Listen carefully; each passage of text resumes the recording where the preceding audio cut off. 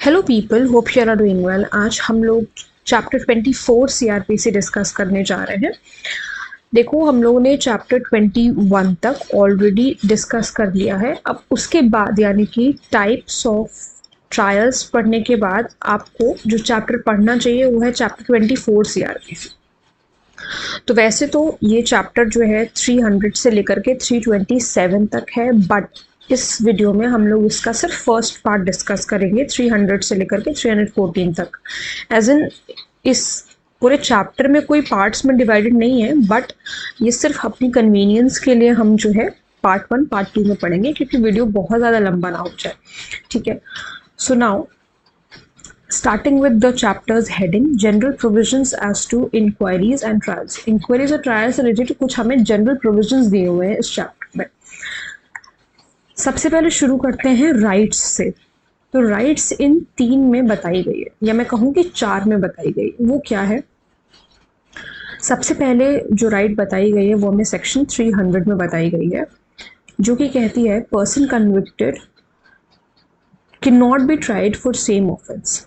अगर एक बार किसी पर्सन को कन्विक्ट कर लिया गया है, दोबारा उसी ऑफेंस के लिए उसको कन्विक्ट नहीं किया जा सकता है। इसे आप रिलेट कर सकते हैं ऑट्रिफोइस एक्विट, ऑट्रिफोइस कन्विक्ट।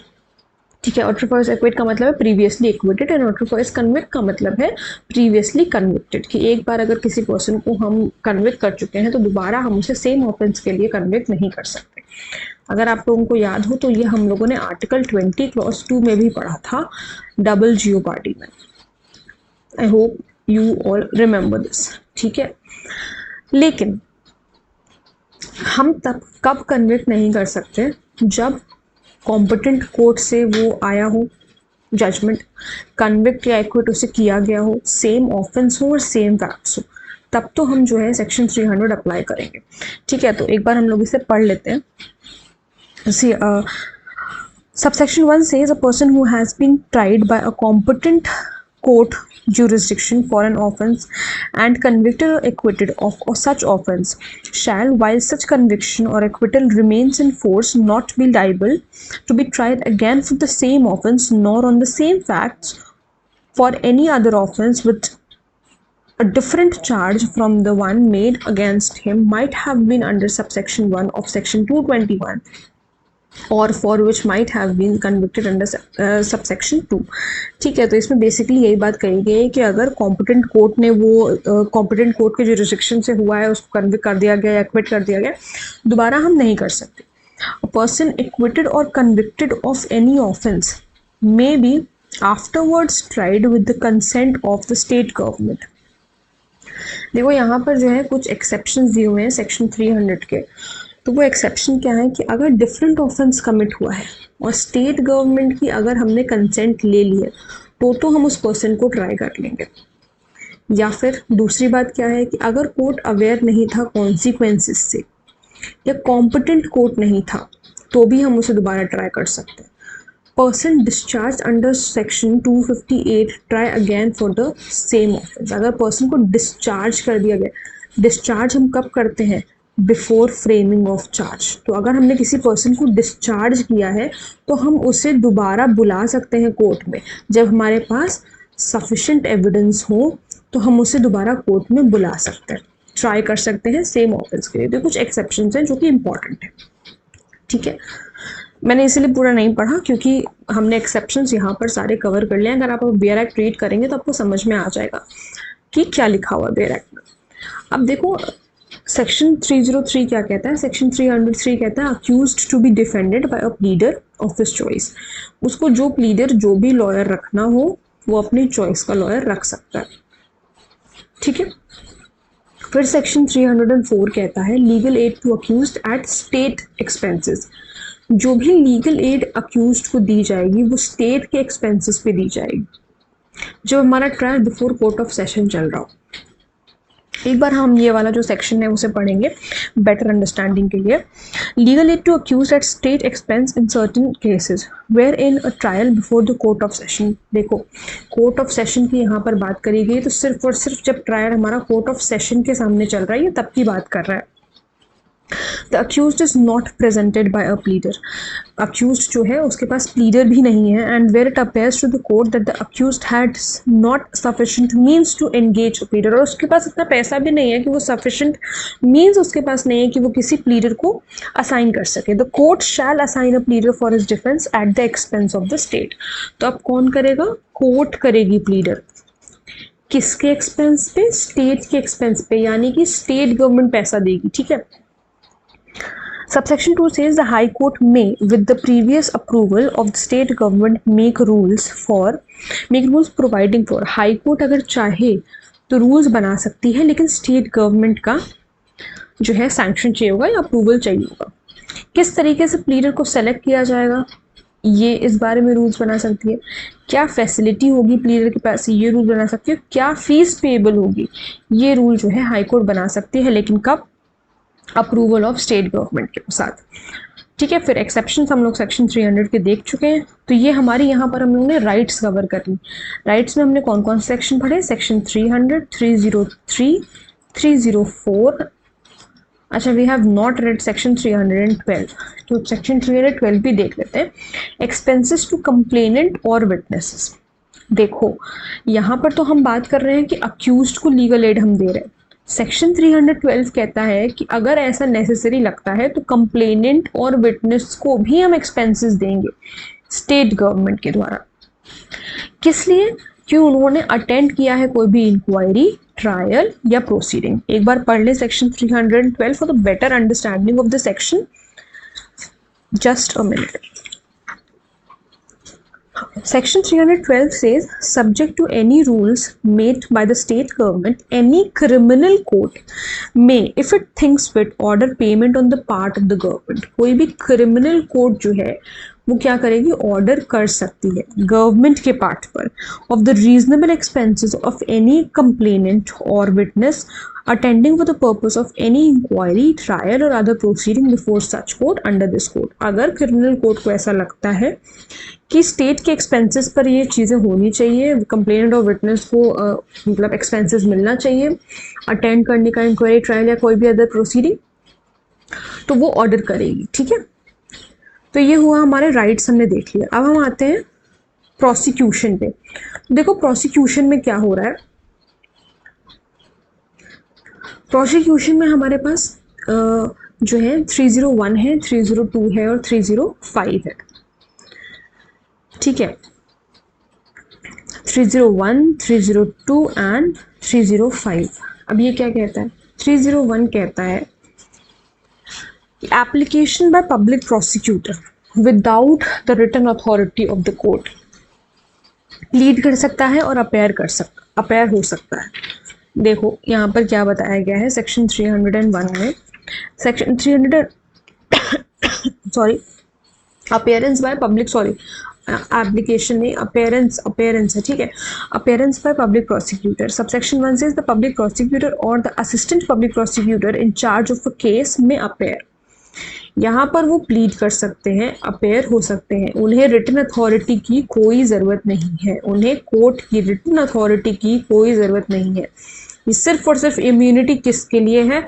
हमारे पीपी साहब के लिए, ठीक है ना। मैं without any written authority before any court in which that case is under inquiry, trial और अपील। वो केस चाहे अंडर इंक्वायरी हो, ट्रायल हो या अपील हो। Subsection 2 says if in any such case any private person instructs a pleader to prosecute any person in any court, the public prosecutor or assistant public prosecutor in charge of the case shall conduct the prosecution। देखो क्या हुआ, private pleader भी allowed है, ठीक है। तो अगर उस पर्सन को ऐसा लग रहा है, किसको? जिनके पास ये पब्लिक प्रोसिक्यूटर है, अगर उन्हें ऐसा लग रहा है कि हमारे जो पब्लिक प्रोसिक्यूटर है वो सही से काम नहीं कर रहा है, सरकारी वकील जो है वो सही से काम नहीं कर रहा है, तो वो क्या कर सकते हैं? प्राइवेट प्लीडर भी अपॉइंट कर सकते हैं। तो प्राइवेट प्लीडर अलाउड है। यहाँ पर पब्लिक प्रोसिक्यूटर या असिस्टेंट पब्लिक प्रोसिक्यूटर जो है वो प्रोसिक्यूशन कंडक्ट करेंगे। प्राइवेट प्रोसिक्यूटर जो है, प्राइवेट पब्लिक प्रोसिक्यूटर जो है सबमिट करेंगे ठीक है, पहले आओ पढ़ लेते हैं। Shall conduct the prosecutor, pleader so instructed shall act therein under the directions of the public prosecutor. लेकिन यहाँ पर जो ये जो प्लीडर अपॉइंट किया गया है ये जो है इनके डायरेक्शन के अंडर काम करेगा, ठीक है। And may with the permission of the court submit written arguments after the evidence is closed in the case। और फिर उसके बाद जो है जब ये कंडक्ट प्रोसिक्यूशन कर रहे हैं पब्लिक प्रोसिक्यूटर और असिस्टेंट पब्लिक प्रोसिक्यूटर, तो प्राइवेट जो हमारे जो प्रोसिक्यूटर है वो सबमिट करेंगे रिटन आर्ग्यूमेंट्स, ठीक है, जब एविडेंस क्लोज हो चुका है, लेकिन कोर्ट की परमिशन के साथ होगा ऐसा, ठीक है, कोर्ट की परमिशन के साथ ऐसा किया जाएगा। फिर आओ सेक्शन 302 पे। सेक्शन 302 कहता है permission by magistrate to permit by any person. So permission to conduct prosecution की बेसिकली बात ये कर रहा है। So any magistrate inquiring into और ट्राइंग अ केस में permit the prosecution to be conducted by any person other than police officer below the rank of inspector. कोई भी पर्सन जो है प्रोसिक्यूशन कंडक्ट कर सकता है, लेकिन एक ऐसा पुलिस ऑफिसर नहीं होना चाहिए जो इंस्पेक्टर की रैंक से कम है, प्लस एक ऐसा पुलिस ऑफिसर हो जिसने पार्ट ना लिया हो उस इन्वेस्टिगेशन में, जिसने पार्ट ना लिया हो उस इन्वेस्टिगेशन में। अगर इन्वेस्टिगेशन में किसी ऑफिसर ने किसी भी आईओ ने पार्ट लिया, इन्वेस्टिगेटिंग ऑफिसर ने पार्ट लिया है, तो वो प्रोसिक्यूशन कंडक्ट नहीं कर सकते।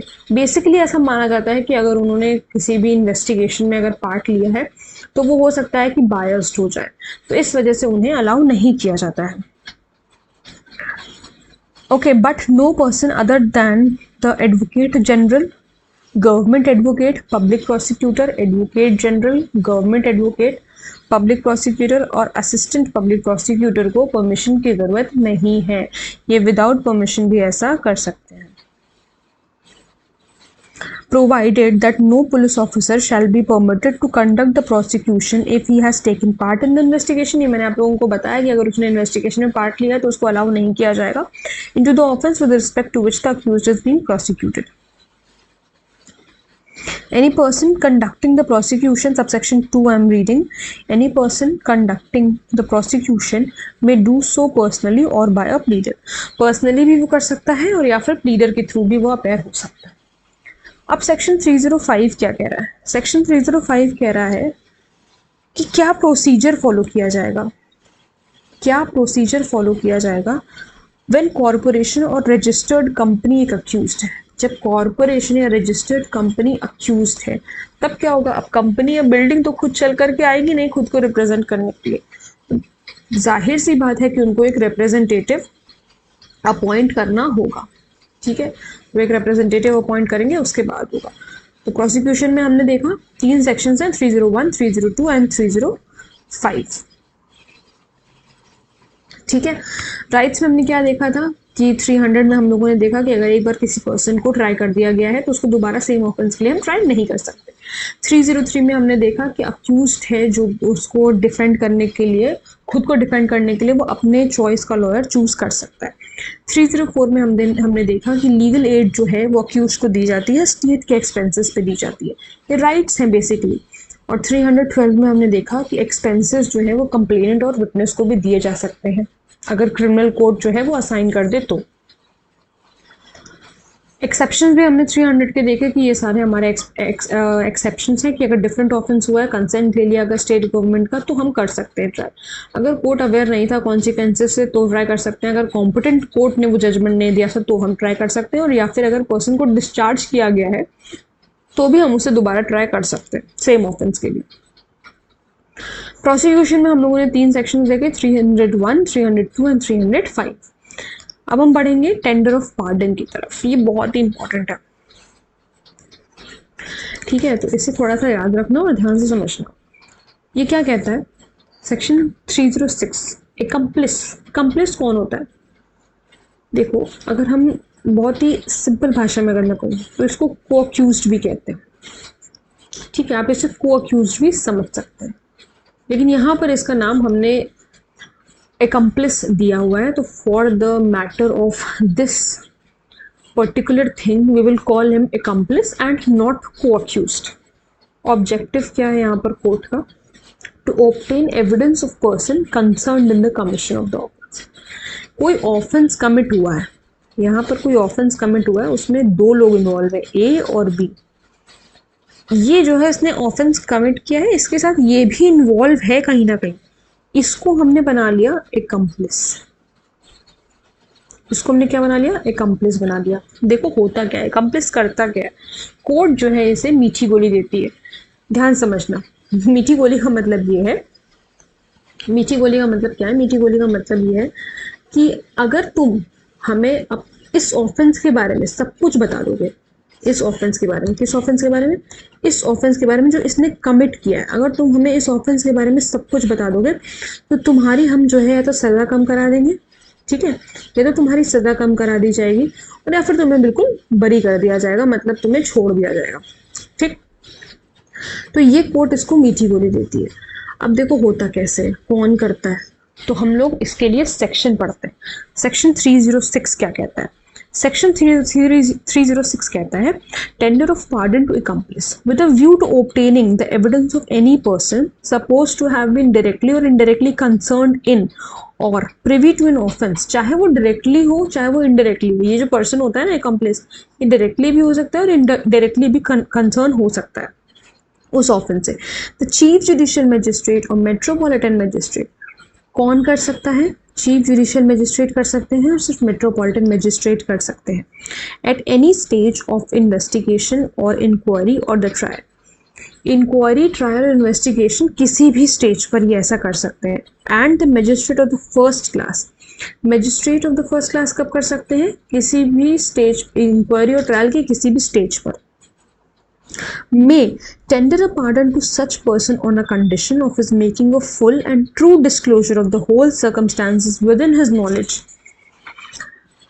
to the offence and to every other person concerned, whether as principal or abettor in the commission thereof। इससे कहा जाएगा, accomplice से कहा जाएगा कि तुम इस कंडीशन पर पूरा डिस्क्लोजर करोगे, हम तुम्हें छोड़ेंगे लेकिन तुम जो है डिस्क्लोजर करोगे पूरी तरीके से कि क्या हुआ था, कौन इसमें प्रिंसिपल है, कौन एबेटर है, मतलब किसने, प्रिंसिपल कौन होता है? प्रिंसिपल वो हुआ जिसने कि कमीशन किया है ऑफेंस का। दो लोग होते हैं भाई, ए ने मर्डर किया है जाकर के, बी ने उसको एबेट किया है ऐसा करने के लिए। कौन एबेटर है, कौन प्रिंसिपल है, ये सारी चीज़ें तुम डिस्क्लोज करोगे, ठीक है। तो ये सारी चीज़ें जो हैं वो बताई गई। 306 कहाँ अप्लाई होता है? जब ऑफेंस ट्रायबल है बाय कोर्ट ऑफ सेशन और वो जो ऑफेंस है वो पनिशेबल है 7 years और अबव से, ठीक है। This section applies to, subsection 2 में ये बात लिखी हुई है। कहाँ लिखी हुई है? ये बात लिखी है सब सेक्शन 2 में कि this section applies to any offence triable exclusively by the court of session और द कोर्ट ऑफ स्पेशल जज appointed under the criminal law amendment and any offence, clause b says any offence punishable with imprisonment which may extend to 7 years और with a more severe sentence. 7 साल से ऊपर का कोई offence होना चाहिए, 7 साल या 7 साल से ऊपर का कोई ऑफेंस होना चाहिए। अब क्या कह रहा है? अभी जो पर्सन अगर टेंडर एक्सेप्ट कर रहा है, कह रहा है कि ठीक है आई एम विद यू और कोर्ट में आपको सारी बातें बताऊंगा, अगर इसने एक्सेप्ट करा ये टेंडर, तो क्या होगा? इसको एज अ विटनेस एग्जामिन किया जाएगा, माना जाएगा कि हमारा विटनेस है और इसको वैसे एग्जामिन किया जाएगा। और उसको तब तक हम डिटेन करके रखेंगे जब तक कि ट्रायल का टर्मिनेशन नहीं हो जाता। जब तक कि ट्रायल का टर्मिनेशन नहीं हो जाता तब तक हम उसे कस्टडी में रखेंगे, अनलेस ऑलरेडी ऑन बेल। अगर बेल पर है ऑलरेडी तो बात अलग ही हो गई, खत्म हो गई बात। लेकिन अगर वो बेल पर नहीं है तो हम उसे वैसे ही रखेंगे जैसे कि वो ट्रायल, मतलब जब तक कि ट्रायल हमारा टर्मिनेट नहीं हो जाता तब तक हम उसे रखेंगे। After the pardon is accepted, जब पार्डन को एक्सेप्ट कर लिया गया, मतलब कि उसे पार्डन दे दे, तो magistrate shall magistrate taking cognizance shall commit to court of session को कमिट कर देंगे या सीजेएम को कमिट कर देंगे या स्पेशल जज को कमिट कर देंगे, और या फिर other case make over to CJM. अगर कोई दूसरा केस है तो उसको मेक ओवर कर देंगे सीजेएम को। देखो सबसेक्शन 5 पढ़ते हैं। सबसेक्शन 5 कहता है where a person has accepted a tender of pardon made under subsection 1। जब पर्सन ने एक्सेप्ट कर लिया पार्डन, ठीक है, and has been examined under subsection 4 और उसे सबसेक्शन 4 के अंडर एग्जामिन किया जा रहा है, मतलब यहाँ पर उसे जो है एग्जामिन किया जा रहा है, ये यहाँ पर, ठीक है, यहाँ पर उसे एग्जामिन किया जा रहा है। And the magistrate taking cognizance of the offence shall without making any further inquiry in the case. तो अब जो मजिस्ट्रेट है वो फर्दर इंक्वायरी किए बिना committed for trial to the court of session if the offence is exclusively triable by that court of session को तभी करेंगे जब exclusively triable होगा इनसे, और if magistrate taking cognizance is the chief judicial magistrate, और या फिर अगर CJM cognizance ले रहे हैं तो। फिर इसका सेकंड पॉइंट कहता है to the court of special जज अपॉइंटेड अंडर, या फिर स्पेशल जज को कर देंगे जैसे मैंने आप लोगों को बताया, if the offence is exclusively tribal by that court. Basically यहाँ पर जिससे एक्सक्लूसिवली ट्राइबल होगा उसको जो है कमिट कर दिया जाएगा। फिर क्लॉज बी कह रहे हैं इन एनी अदर केस, अगर कोई दूसरा केस है तो make over the case to the chief judicial magistrate, तो चीफ जुडिशियल मजिस्ट्रेट के पास कर देंगे who shall try the case himself, जो इस केस को ट्राई करे। एक्म्प्लिस का मतलब समझ में आया, एक्म्प्लिस वो पर्सन होता है जो कि कोर्ट को देता है, वो कोर्ट को एविडेंसेस देता है उस पर्सन के खिलाफ जो कि अक्यूज्ड है। अब ये जो पर्सन है ये हमारा डायरेक्ट भी हो सकता है, इनडायरेक्टली भी कंसर्न, देखो ये जो पर्सन है ये डायरेक्टली भी कंसर्न हो सकता है क्राइम में और इनडायरेक्टली भी कंसर्न हो सकता है। बेसिकली ये वो पर्सन होता है जिसको सब कुछ पता होता है उस क्राइम के बारे में, ठीक है। तो तभी कोर्ट जो है इसके ऊपर रिलाई करती है और इसको पार्डन वगैरह ग्रांट किया जाता है। लेकिन अब आगे क्या हो रहा है,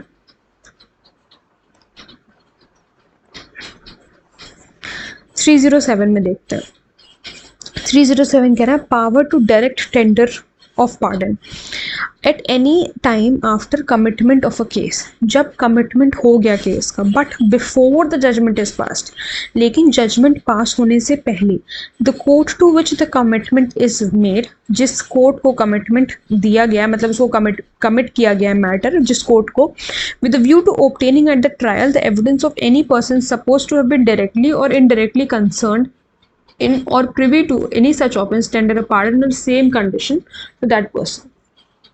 बेसिकली ये कह रहा है कि इस वाले कोर्ट के पास पावर होता है, किस वाले कोर्ट के पास, जिसको कमिट किया गया है मैटर उस कोर्ट के पास पावर होता है।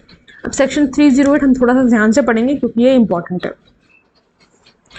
सेक्शन 308 क्या कहता है, trial of person not complying, trial of person not complying with the conditions of pardon. अगर यहां पर जो उसको कंडीशन दी गई, एक सेकंड, यहां पर जो उसे कंडीशन दी गई है तो उससे कहा गया कि तुमको छोड़ दिया जाएगा सारी बातें अगर तुम सच सच बता दोगे, तो अगर ये इसने कंप्लाई नहीं किया तो उसके बाद क्या होगा, उसके बाद का जो सारा सिस्टम है वो हमें 308 बताता है। कहता है कि नॉन कंप्लायंस फॉर द, अगर उसने नॉन कंप्लायंस किया तो उसको भी ऑफेंस के लिए हम ट्राई कर लेंगे, ठीक है, उसको भी ऑफेंस के लिए हम ट्राई कर लेंगे। और जॉइंट ट्रायल नहीं चलेगा, दो अक्यूज्ड अगर हो गए तो जॉइंट ट्रायल उसके लिए नहीं चलेगा, उसका अलग ट्रायल चलेगा, उसका अलग ट्रायल चलेगा, सेपरेट ट्रायल चलेगा दोनों का, ठीक। और यहाँ पर कोर्ट के पास एक बहुत बड़ी पावर है कि फॉल्स एविडेंस देने के लिए भी कोर्ट जो है वो ट्राई कर सकती है, लेकिन सैंक्शन चाहिए होगा किसका, हाई कोर्ट का सैंक्शन चाहिए होगा। हाई कोर्ट का सैंक्शन हमें चाहिए होगा, लेकिन कोर्ट के पास पावर है कि फॉल्स एविडेंस देने के लिए कोर्ट जो है वो ट्राई कर सकती है। कोर्ट ऐसा क्यों कर रही है, कोर्ट ऐसा इसलिए कर रही है क्योंकि जब तुमसे कहा गया, जब एक्म्प्लिस से ये बात कही गई कि तुम सही सही सारी चीज़ें बता दो, तुम्हें पार्डन ग्रांट कर दिया जाएगा, लेकिन तुमने ऐसा नहीं किया, एक्म्प्लिस ने ऐसा नहीं किया, नॉन कंप्लायंस किया उसका, सारी बातें जो तुमने भी बताई वो सारी बातें झूठ बताई, या तुमने जो भी किया नॉन कंप्लायंस किया, तो बेसिकली कोर्ट जो है उस ऑफेंस के लिए ट्राई कर देगी, लेकिन जॉइंट ट्रायल नहीं चलेगा, यानी कि दोनों जो है उन दोनों का अलग अलग ट्रायल चलेगा। और कोर्ट के पास पावर है कि वो फॉल्स एविडेंस देने के लिए भी ट्राई कर सकती है उस पर्सन, किस पर्सन को, इस पर्सन को, एक्म्प्लिस को, लेकिन सैंक्शन लगेगा किसका, हाई कोर्ट का। ट्रायल के दौरान कोर्ट जो है वो पूछेगी अक्यूज से कि क्या तुम गिल्टी प्लीड कर रहे हो या नहीं कर रहे हो, ठीक है, क्या तुम गिल्टी प्लीड कर रहे हो या नहीं कर रहे हो। अब देखो यहाँ पे हम लोग थोड़ा सा पढ़ लेते हैं।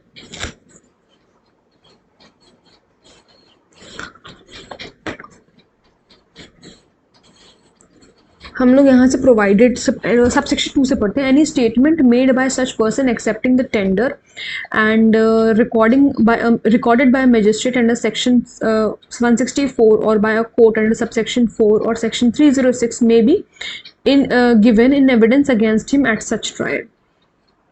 देखो इसमें क्या बताया कि जो भी पर्सन एक्सेप्ट कर रहा था उस टेंडर ऑफ पार्डन को, ठीक है, और मजिस्ट्रेट ने उसको रिकॉर्ड किया अंडर सेक्शन 164 के अंडर मजिस्ट्रेट ने उसको रिकॉर्ड किया, और बाय अ कोर्ट उन्होंने 306 में रिकॉर्ड किया, जो एक्म्प्लिस का हम स्टेटमेंट ले रहे हैं, अगर वहाँ पर उन्होंने रिकॉर्ड किया तो वह एज एन एविडेंस यूज़ किया जा सकता है अगेंस्ट हिम उस ट्रायल में, ठीक है।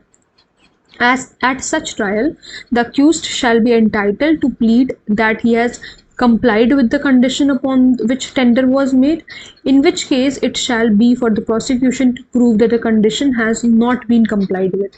तो prosecution को क्या करना है, प्रूव करना है कि condition जो है वो comply नहीं करी गई है। Subsection 4 says at such trial the court shall, if it is a court of session, before the charge is read out and explained to the accused, court of session क्या करेगी, पूछेगी सबसे पहले तो अक्यूज से उनको पूछना है कि वो गिल्टी प्लीड कर रहे हैं या नहीं कर रहे हैं। कब, अगर कोर्ट ऑफ सेशन ट्राई कर रही है, अगर कोर्ट ऑफ सेशन है वो, तो जब चार्ज उसके सामने पढ़ा जा रहा है उससे पहले पूछेगी। If it is a court of magistrate, अगर मजिस्ट्रेट का कोर्ट है तो before the evidence of witnesses for the prosecution is taken, तो जब प्रोसिक्यूशन का विटनेस लेने से पहले वो उससे पूछेगी। Ask the accused whether he pleads that he has complied with the conditions on which the tender of pardon was made. पूछा जाएगा कि आपने जो कंडीशंस हैं आपने उससे कंप्लाई किया है या नहीं किया। ये कब पूछा जाएगा, ये कोर्ट ऑफ सेशन के सामने अगर चल रहा है तो चार्ज रीड आउट करने से पहले पूछा जाएगा। मजिस्ट्रेट के सामने अगर चल रहा है तो प्रोसिक्यूशन के विटनेस देने से पहले पूछा जाएगा, ठीक, मतलब सॉरी, प्रोसिक्यूशन का विटनेस ही प्रोसिक्यूशन का एविडेंस देने से पहले पूछा जाएगा, ठीक है। सबसेक्शन 5 कहता है if the accuse does so plead the court shall record the plea and proceed with the trial. अगर प्लीड करता है तो ठीक है, रिकॉर्ड करेगा कोर्ट और उसके आगे प्रोसीड करेगा। And it shall before passing the judgment in the case find whether और not the accused has complied with the condition of the pardon. Judgment pass करने से पहले ये कोर्ट देखेगी कि क्या उसने कंडीशन से फुलफिल किया है, उसने कंडीशन को फुलफिल किया है या कंप्लाई किया या नहीं किया है। And if it finds that he has so complied, और अगर कोर्ट को ऐसा लग गया कि ठीक है उसने कंप्लाई किया है, it shall notwithstanding anything contained in this court pass judgment of acquittal. तो अगर उसने कहा कि मतलब अगर कोर्ट को ये पता चला कि उन्होंने पार्डन की जो कंडीशन है उससे कंप्लाई किया है, तो ऑर्डर ऑफ इक्विटल हो जाएगा, ठीक है, ऑर्डर ऑफ इक्विटल हो जाएगा यहाँ पर। तो ये वो हमारा सेक्शन 308। अब सेक्शन 308 के बाद हम आएंगे सेक्शन 309 से 314 तक। 312 हम लोग पहले ही पढ़ चुके, पहली दूसरी स्लाइड में हम लोगों ने देखा। 312 जो हम एक्सपेंसेस के बारे में बात कर रहे थे विटनेस और कंप्लेनेंट की, तो वो हम पहले पढ़ चुके हैं। अब तो हमें उसे दोबारा नहीं पढ़ना क्योंकि वो इसके अंदर नहीं आ रहा। अब इंक्वायरी, ट्रायल और प्रोसीडिंग की बात हो रही है जो हमें 309 से 314 तक पढ़ना है, एक्सेप्ट 312। सेक्शन 309 क्या कहता है, पोस्टपोन और अडजर्न इंक्वायरी और trial day to day until witness is examined. क्या कह रहा है कि इंक्वायरी और trial day to day conduct होनी चाहिए जब तक कि हम विटनेस को एग्जामिन ना कर लें। कोर्ट में पोस्टपोन और अडजर्न फॉर द रीजंस प्लस में रिमांड एक्यूज्ड इन कस्टडी। कोर्ट जो है पोस्टपोन या अडजर्न कर सकता है रीजंस, लेकिन उनको रिकॉर्ड करने होंगे, और रिमांड कर सकते हैं अक्यूज्ड को कस्टडी में 15 दिन से ऊपर के लिए नहीं, सिर्फ 15 डेज का जो है वो रिमांड जो है वो डायरेक्ट कर सकते हैं, उससे ज़्यादा का डायरेक्ट नहीं कर सकते। तो ये एक इम्पॉर्टेंट बात है। देखो रेप के केस में इंक्वायरी या ट्रायल जो होता है वो 2 महीने से ज़्यादा नहीं चलना चाहिए। कब, from the filing of chargesheet. जिस दिन चार्जशीट फाइल हुई है उसके 2 महीने के अंदर अंदर रेप का जो मामला है उसको ख़त्म करना है। तो ये आपका इम्पॉर्टेंट है क्योंकि प्री में कई बार पूछ लिया जाता है कि कितने दिन का समय दिया जाता है, कई बार ये वाला क्वेश्चन आ चुका है, ठीक है। कोई भी एडजर्नमेंट नहीं मिलेगा। एडजर्नमेंट का मतलब क्या होता है पता है ना? एडजर्नमेंट का मतलब होता है कि जब तारीख पे तारीख मिलती है, कोर्ट जब आगे के लिए मैटर जो है वो कर देती है, आगे बढ़ा देती है, तो की बात हो रही है, तो उसे हम एडजर्नमेंट कहते हैं। सो विटनेस इन अटेंडेंस अगर है तो एडजर्नमेंट नहीं मिलेगी। Enable accused to show cause against sentence at the request of the party, parties की रिक्वेस्ट पर भी एडजर्नमेंट नहीं मिलती है, एक्सेप्ट अगर सर्कमस्टांसेस बियॉन्ड कंट्रोल है, तब तो कोई बात नहीं, ठीक है, नहीं तो नहीं मिलती। प्लीडर जो है वो प्रेजेंट नहीं है, या फिर he is not ready to examine, pleader खुद प्रेजेंट नहीं है, और या तो एक तो बात हो गई कि वो प्रेजेंट नहीं है। दूसरी बात, अच्छा यहाँ पे हम लोगों ने ये नहीं पढ़ा, अगर प्लीडर दूसरे अनदर कोर्ट, मतलब प्लीडर साहब ने, हमारे वकील साहब ने कई सारे जो है मामले ले रखे हैं, और जहाँ जिस मामले में उनको आना है वो उस मामले में आए नहीं, किसी और मामले में चले गए, किसी और केस को देखने के लिए चले गए, तो यहाँ पर ये एक ग्राउंड नहीं हो सकता कि आपके पास कोई दूसरा केस चल रहा है तो इस वजह से आपको एडजर्नमेंट मिल जाएगी। विटनेस प्रेजेंट है but party present, witness present है बट पार्टी या प्लीडर प्रेजेंट नहीं है, तो ऐसे में भी एडजर्नमेंट नहीं मिलती है। जज साहब अगर चाहें तो विटनेस प्रेजेंट है, पार्टी भले ही प्रेजेंट ना हो, प्लीडर भले ही प्रेजेंट ना हो, जज साहब जो है अपना जजमेंट सुना सकते हैं या प्रोसीडिंग जो है आगे कंडक्ट कर सकते हैं। अगर नॉट रेडी टू एग्जामिन और क्रॉस एग्जामिन विटनेस, तो कोर्ट में रिकॉर्ड द स्टेटमेंट। अगर प्लीडर ने ये कहा, मतलब या तो प्लीडर एग्जामिन करने के लिए रेडी नहीं है, क्रॉस एग्जामिन करने के लिए रेडी नहीं है, तो कोर्ट जो है अपना स्टेटमेंट रिकॉर्ड करेगी। और एक बार अगर इस वाले केस में यहाँ पर जब वो रेडी नहीं है तब उन्होंने अगर स्टेटमेंट को रिकॉर्ड कर लिया, तो कोई भी एग्जामिनेशन और क्रॉस एग्जामिनेशन कोर्ट दोबारा नहीं करने देगी, ठीक है, तो ये इंपॉर्टेंट है। फिर हम आएंगे सेक्शन 310 पे, बहुत ही आसान है। ये कहता है कि लोकल इंस्पेक्शन जो है, जज और मजिस्ट्रेट के पास पावर होती है कि वो लोकल इंस्पेक्शन कंडक्ट कर सकते हैं। लोकल इंस्पेक्शन का मतलब क्या होता है? लोकल इंस्पेक्शन का मतलब ये होता है कि किसी भी प्लेस को विजिट कर सकते हैं जहाँ पर ऑफेंस कमिट हुआ है, या बेसिकली वो किसी का घर भी हो सकता है, at any stage of inquiry, trial और proceeding after notice to the party. लेकिन इंपॉर्टेंट क्या है कि नोटिस देना होगा पार्टी को, उसके बाद ही जज या मजिस्ट्रेट जा सकते हैं। सेक्शन 311 क्या कहता है कि समन भेजा जाएगा विटनेस को, या अगर किसी दूसरे पर्सन को एग्जामिन करना हो by court at any stage of inquiry, trial और proceeding, plus they can recall और re examine any person already examined, या जो भी पर्सन अगर ऑलरेडी हम जिसको एग्जामिन कर चुके हैं, कोर्ट के पास पावर है कि उन्हें भी वो वापस बुला सकते हैं। तो एक बार हम इसे रीड कर लेते हैं, क्या कहता है ये section. Power to summon material witness और examine person present any court at the stage of any inquiry, trial और प्रोसीडिंग, किसी भी स्टेज पर इंक्वायरी, ट्रायल और प्रोसीडिंग के under this code summon any person as a witness, किसी भी person को एज अ विटनेस समन कर सकते हैं, और examine any person in attendance, कोई भी पर्सन अगर है तो उसको भी एग्जामिन कर सकते हैं। दो नॉट समन्ड एज विटनेस, भले ही उसको इस पर्सन को, एनी पर्सन की मैं बात करें, भले ही इस पर्सन को समन नहीं किया गया था, लेकिन अगर वो प्रेजेंट है और अगर कोर्ट को ऐसा लग रहा है कि इसे कुछ पता है या कुछ भी है, तो कोर्ट उसको एग्जामिन कर सकती है। और recall and re examine any person already examine, और या फिर रिकॉल या री एग्जामिन भी कर सकते हैं एक ऐसे पर्सन को जिसको ऑलरेडी एग्जामिन कर चुके हैं। And the court shall summon and examine or recall or re-examine any such person if his evidence appears it to be essential to the just decision of the case. अगर court को ऐसा लग रहा है कि रिकॉल री examine करना चाहिए या किसी और पर्सन को बुलाना चाहिए बेस्ट डिसीजन पे पहुंचने के लिए, डिसीजन पर पहुंचने के लिए, अच्छे रीजनेबल फेयर डिसीजन पर पहुंचने के लिए, तो कोर्ट उसको बुला सकती है, सामन कर सकती है अपनी मर्जी से, ठीक है। ये तो हुआ हमारा सेक्शन 312 तक। अब 311 तक। अब सेक्शन 313 क्या कहता है? सेक्शन 313 कहता है कि एग्जामिन हम कर सकते हैं, मतलब जज साहब एग्जामिन कर सकते हैं अक्यूज्ड को इन इंक्वायरी और ट्रायल। बट एग्जामिन करने का मतलब ये है कि देखो कोई भी ओथ नहीं होगी। एक minute, let's read section 313। Section 313 says power to examine the accused in every inquiry trial for the purpose of enabling the accused person to explain the circumstances appearing in the evidence against him. The court may at any stage without previously warning the accused put such questions to him as the court considers necessary. किसी भी stage पर उसको previously warn किए बिना, accused को warn करने की जरूरत नहीं कि तुम्हारे ऊपर ये सारे क्वेश्चंस हम तुमसे क्वेश्चंस पूछने वाले हैं, ऐसा कुछ करने की जरूरत नहीं है। कोर्ट ऐसे डायरेक्टली क्वेश्चन पूछ सकता है अगर उन्हें नेसेसरी लगता है तो। शैल, यहाँ तो मे हो गया कि वो क्वेश्चंस पूछ सकते हैं, लेकिन अब शैल देखो कहाँ पर है। शैल, after the witness for the prosecution have been examined and before he is called on for his defense, question him generally on the case.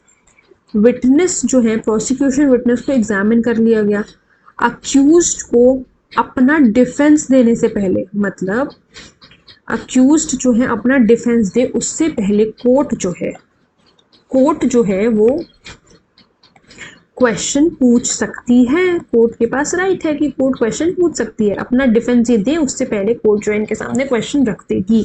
ठीक है, provided that in the summon case with the court has dispensed with the personal attendance of the accused, it may also dispense with his examination under clause b. Okay, subsection 2 says no oath shall be administered to the accused when he is examined under subsection 1. जब हम उसे subsection 1 के under जब हम उसे examine कर रहे हैं तो उसमें ओथ लेने की कोई ज़रूरत नहीं है। कोई भी पनिशमेंट नहीं दी जाएगी अगर उसने रिफ्यूज़ कर दिया आंसर करने से या गलत आंसर दिया, पनिशमेंट नहीं मिलेगी उसे। ठीक है, जो आंसर देगा अक्यूज्ड हम उसे एज एन एविडेंस भी यूज़ कर सकते हैं उसके अगेंस्ट। ठीक है, क्वेश्चंस फ्रेम करने के लिए जो क्वेश्चंस कोर्ट पूछेगी, इसे फ्रेम करने के लिए कोर्ट जो है वो हेल्प ले सकती है किसकी, प्रोसिक्यूटर की भी, और मतलब प्रोसिक्यूटर की और डिफेंस काउंसिल की, दोनों की जो है हेल्प ले सकती है चाहे तो। देन सेक्शन 314 क्या कहता है? सेक्शन 314 कहता है ओरल आर्ग्यूमेंट और मेमोरेंडम ऑफ आर्ग्यूमेंट कोई भी पार्टी कर सकती है, कोई भी पार्टी प्रिपेयर कर सकती है। So any party to a proceeding as soon as may be after the close of its evidence. ये होगा कब? क्लोजर ऑफ एविडेंस के बाद। अब कोई भी एविडेंस नहीं देना किसी भी पार्टी को, ठीक है, कोई भी एविडेंस नहीं देना किसी भी पार्टी को, बस यहाँ पर जो है वो आर्ग्यूमेंट्स होना है। क्या है? address concise oral arguments and may before he concludes the oral arguments if any submit a memorandum, अगर कोई मेमोरेंडम है तो उसे सबमिट करे to the court setting forth concisely and under distinct headings। बहुत ही देखो कंसाइज होना चाहिए, डिफरेंट हेडिंग्स में होना चाहिए, खिचर पिचर उसमें नहीं होना चाहिए, कोर्ट को समझ में आए ऐसा होना चाहिए। ठीक है, the arguments in support of his case and every such memorandum shall form a part of record. तो ये जो मेमो है ये एक पार्ट ऑफ रिकॉर्ड होगा। ठीक है, A copy of such memorandum shall be simultaneously furnished to the opposite party। इसकी जो मेमो की कॉपी होगी वो दी जाएगी ऑपोजिट पार्टी को। ठीक, no adjournment of the proceeding shall be granted for the purpose of filing the written arguments। कोई भी adjournment नहीं दिया जाएगा। क्यों? कि हमें आर्ग्यूमेंट्स फाइल करने, रिटन आर्ग्यूमेंट्स हमें फाइल करने, इसके लिए कोई भी adjournment नहीं दिया जाएगा। ये पॉइंट याद रखना। Unless the court for the reasons to be recorded in writing considers it necessary to grant sir। Court के पास देखो पावर हर चीज़ का है। हमने तो जनरल रूल क्या लिखा कि कोई भी adjournment इस चीज़ के लिए नहीं दिया जाएगा, लेकिन अगर कोर्ट चाहे, कोर्ट को ऐसा लग रहा है कोई भी रीजंस वो रिकॉर्ड करके दे सकती है adjournment। Subsection 4 कहता है the court may if it is of opinion that the oral arguments are not concise or relevant regulate such arguments. क्या करेगी? अगर कोर्ट को ऐसा लग रहा है कि ये जो कंसाइज नहीं है, रेलेवेंट नहीं है, तो कोर्ट क्या करेगी? रेगुलेट करेगी ऐसे आर्ग्यूमेंट्स को। ठीक है, तो ये हुआ हमारा सारा आज का सिस्टम। हमने पहले पढ़ा राइट्स के बारे में। राइट्स में हमने देखा 4 सेक्शंस हैं, 300, 303, 304, 312। 300 में हमने देखा कि एक पर्सन को दोबारा हम ऑफिस के लिए सेम ऑफिस के लिए ट्राई नहीं कर सकते।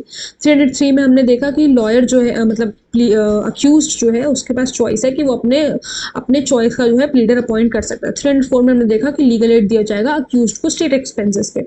312 में हमने देखा एक्सपेंसेस टू कंप्लेनेंट और विटनेस।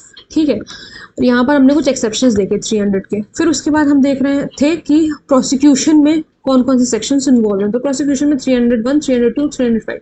301 में हमने क्या देखा कि appearance by public prosecutor. Public prosecutor जो है without written authority of the court किसी भी केस में अपेयर कर सकते हैं, और यहाँ पर प्राइवेट लीडर भी काम कर सकता है ठीक है, अगर हमारे जो पार्टी है अगर उसे लग रहा है कि पब्लिक प्रोसिक्यूटर सही से काम नहीं कर रहे हैं तो सेक्शन 302 में हमने क्या देखा कि मजिस्ट्रेट जो है वो किसी भी पर्सन को कंडक्ट कराने दे सकते हैं प्रोसिक्यूशन, लेकिन वो पर्सन जो है पुलिस ऑफिसर के सॉरी इंस्पेक्टर के रैंक से नीचे नहीं होना चाहिए और उसने इन्वेस्टिगेशन में पार्ट नहीं लिया होना चाहिए। और ये सारे जो है ये सारे विदाउट परमिशन, इनको कोई परमिशन की ज़रूरत नहीं है, ये किसी भी केस में अपेयर हो सकते हैं। सेक्शन 305 क्या कहता है कि जब भी कोई कॉर्पोरेशन या रजिस्टर्ड सोसाइटी जो है अक्यूज है तो रिप्रेजेंटेटिव अपॉइंट करना ज़रूरी है।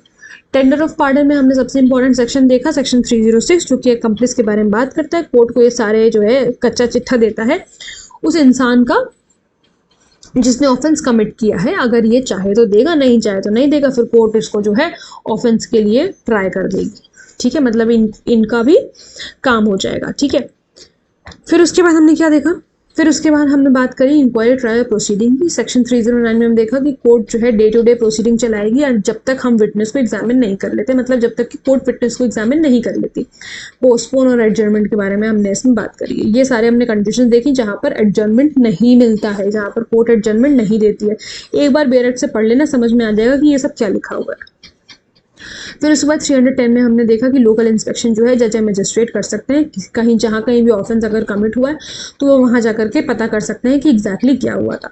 सेक्शन 311 में हमने देखा कि किसी भी विटनेस को समन कर सकते हैं, किसी भी पर्सन को अगर उन्हें लग रहा है और ये पर्सन अटेंडेंस में है तो इस पर्सन को भी एग्जामिन ये कर सकते हैं। रिकॉल और री एग्जामिन कर सकते हैं किसी भी पर्सन को जिसे वो ऑलरेडी एग्जामिन कर चुके हैं। फिर 313 में हमने देखा कि अक्यूज को एग्जामिन करेंगे इंक्वायरी या ट्रायल में जिसमें किसी भी ओथ की ज़रूरत नहीं पड़ती। ये चीज़ इंपॉर्टेंट है इसमें, ये चीज़ याद रखना कि कोर्ट में और शैल कहाँ पर लिखा हुआ है।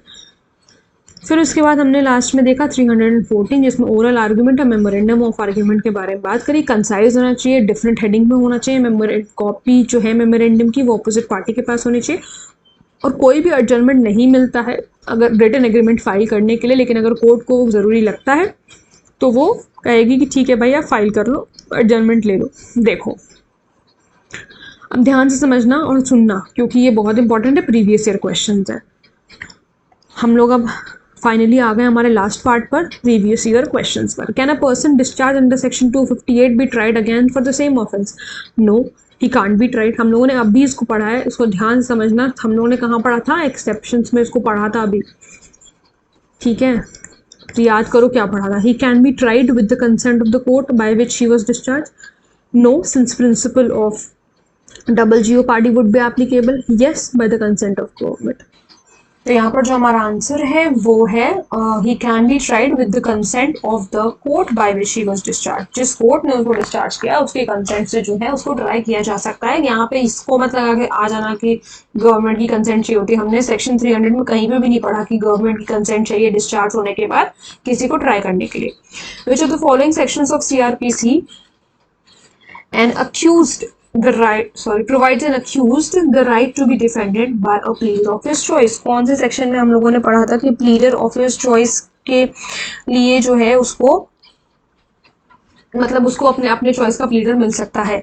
सेक्शन 304, 303, 302, 306 हम लोगों ने पढ़ा था 303 में। जब हमने राइट्स पढ़ा ना यहाँ पर, जब हमने यहाँ पर राइट्स के बारे में पढ़ा तब हमने देखा कि अक्यूज्ड को जो है अपने चॉइस का प्लीडर वो ले सकता है। फिर उसके बाद आते हैं which one of the following is fundamental right that has been incorporated under section 300?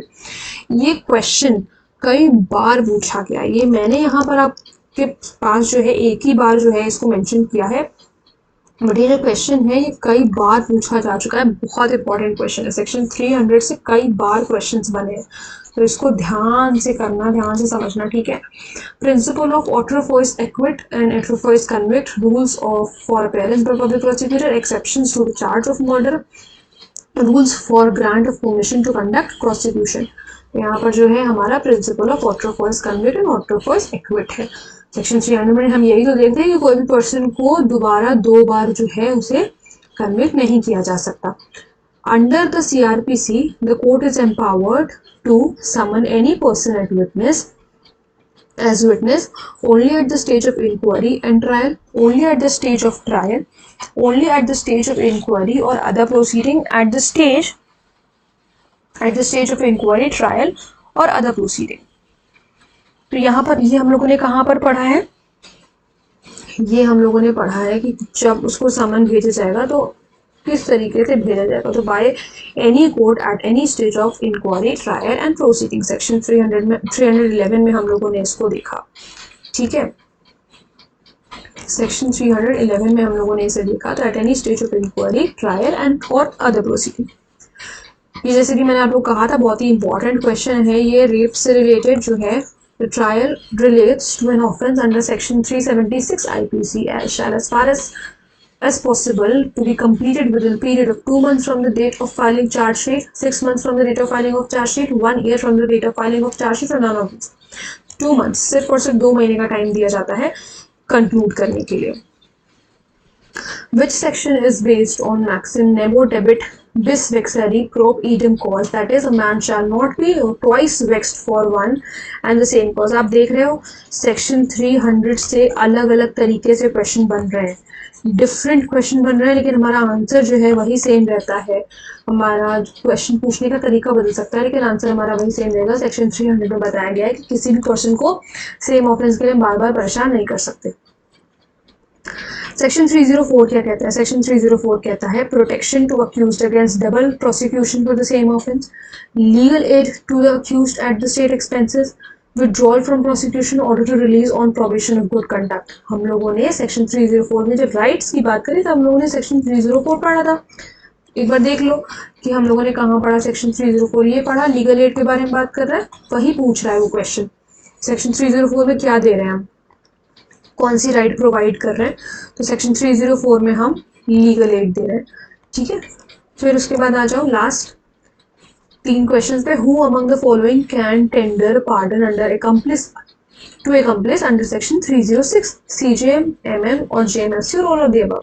हम लोगों ने तीनों ही पढ़ा था कि टेंडर पार्डन जो है तीनों ही कर सकते हैं, CJM, MM भी कर सकते हैं और JMFC भी कर सकते हैं, so all of the above.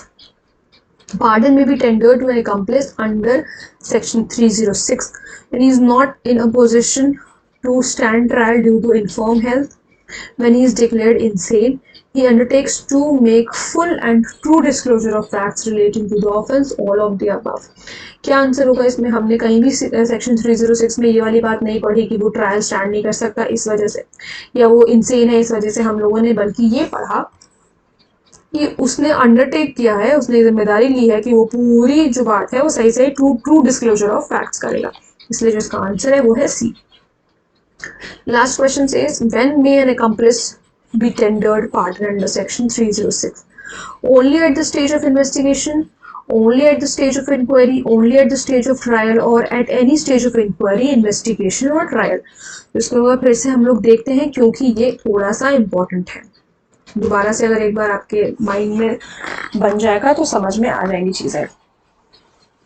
तो क्या पढ़ा हमने, इंक्वायरी, ट्रायल और किसी भी प्रोसीडिंग पर हम जो है उसको पार्डन, टेंडर पार्डन कर सकते हैं। So at any stage of inquiry, investigation और ट्रायल।